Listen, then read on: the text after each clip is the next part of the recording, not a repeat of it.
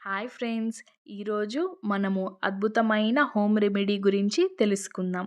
రాత్రి ప్రశాంతంగా నిద్రపోయిన ఉదయం లేచినప్పటి నుంచి సాయంత్రం వరకు నీరసంగా మరియు అలసటగా ఉండడం, ఏ పని కూడా చేయాలనిపించకపోవడం, వెన్నునొప్పి, మోకాల నొప్పి, మోచేయి నొప్పి, నడుము నొప్పి, మీ చేతులు కాళ్ళు నొప్పులుగా ఉండటం, ముఖ్యంగా కీళ్ళవాతం వల్ల వచ్చే అన్ని నొప్పులు కూడా ఖచ్చితంగా తగ్గుతాయి.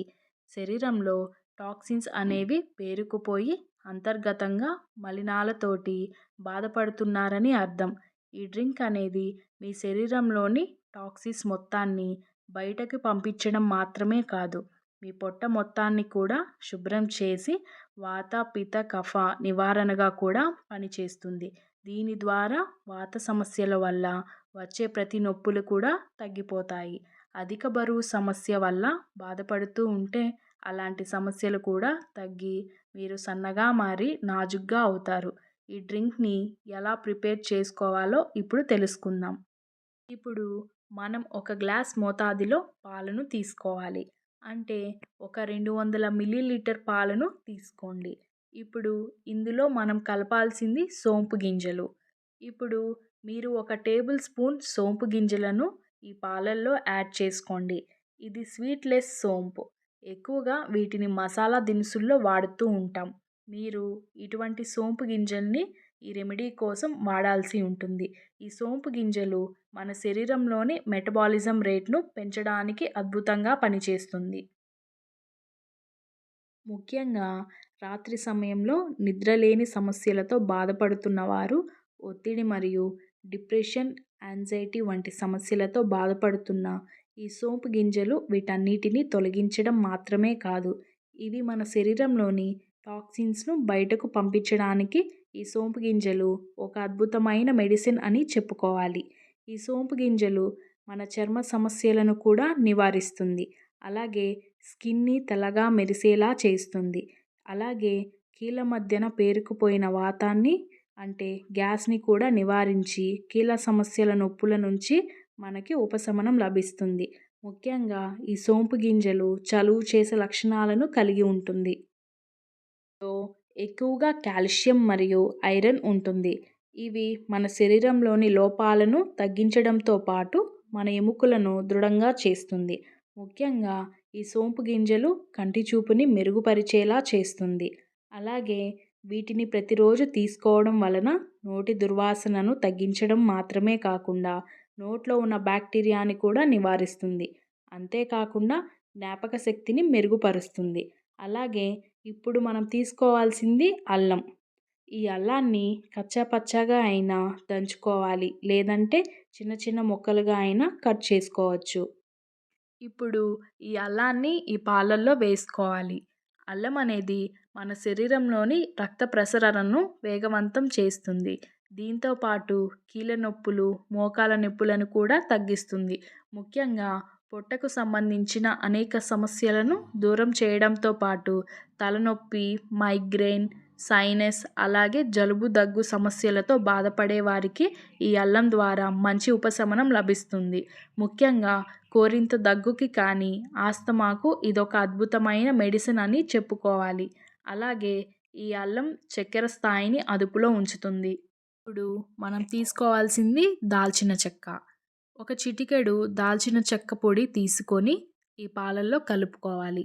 మన శరీరంలో రక్త ప్రసరణ సరిగ్గా లేకపోయినా మన శరీరంలో విష వ్యర్థ పదాలు పేరుకుపోతాయి.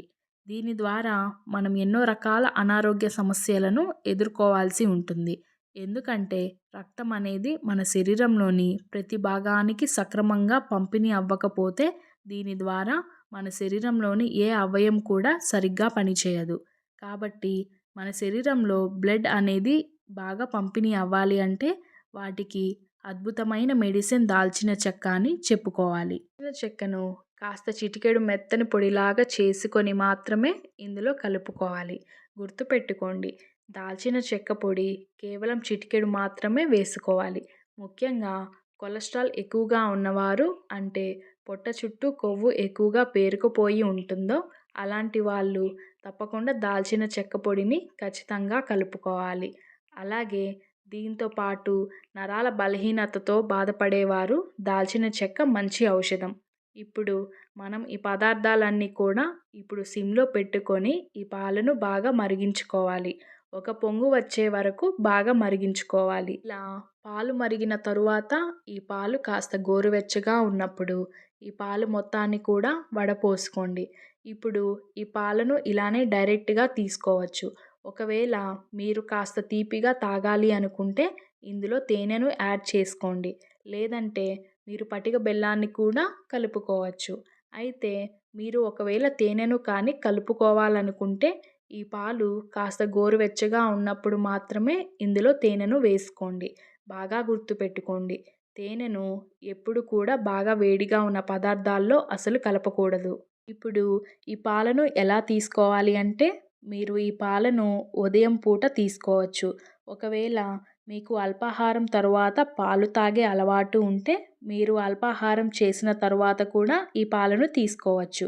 లేకపోతే మీరు రాత్రి సమయంలో నిద్రపోయే ముందుగా ఈ పాలను తీసుకోవచ్చు. అంటే మీరు ఇది ఉదయం పూట కానీ, సాయంత్రం పూట కానీ అల్పాహారం మరియు రాత్రి తిన్న తరువాత అయినా సరే ముందు కానీ మీకు నచ్చినప్పుడు ఉదయం లేదా సాయంత్రం పూట ఈ డ్రింక్ అనేది తీసుకోండి. మీరు ఈ పాలు తాగిన ఒక రోజులోనే మీ శరీరం చాలా తేలిగ్గా, కొత్తగా కనిపిస్తుంది. ముఖ్యంగా నెలసరి సమయంలో నొప్పులతో బాధపడే అమ్మాయిలు లేదా థైరాయిడ్, బీపీ సమస్యలతో బాధపడేవారైనా కానీ ఈ డ్రింక్‌ని తప్పకుండా తీసుకోవచ్చు. ముఖ్యంగా పీసీఓడీ, పీసీఓఎస్ సమస్యలతో బాధపడేవారు ఈ డ్రింక్ అనేది ఒక మంచి టానిక్ అని చెప్పుకోవచ్చు. మీ పీరియడ్స్ అనేవి రెగ్యులర్‌గా రాకుండా ఇర్రెగ్యులర్‌గా వస్తూ ఉండేవారికి కూడా ఈ డ్రింక్ అనేది అద్భుతంగా పనిచేస్తుంది. ఇది చూడటానికి సింపుల్ రెమెడీ అయినా ఇది మన శరీరానికి అద్భుతమైన మెడిసిన్ లాగా పనిచేస్తుంది. ముఖ్యంగా మీ శరీరంలోని 100కు పైగా రోగాలను నివారించే శక్తి ఈ డ్రింక్‌కి ఉందని మనం చెప్పుకోవచ్చు. కాబట్టి ఫ్రెండ్స్ మీరు తప్పకుండా ప్రతిరోజు క్రమం తప్పకుండా ఈ డ్రింక్‌ని తాగండి.